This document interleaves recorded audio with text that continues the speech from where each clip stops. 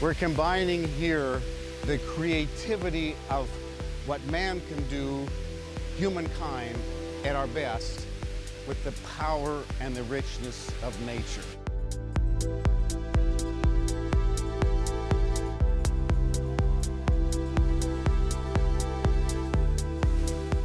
It's bringing joy to people. They're seeing it almost as nature, but carved into a sculpture by man.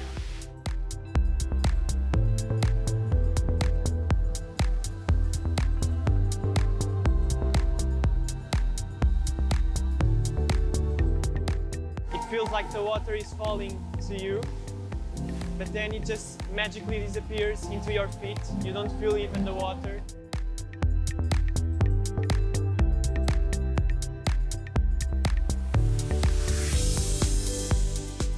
It's absolutely magical. It's got a soft spray on your face. It's cool.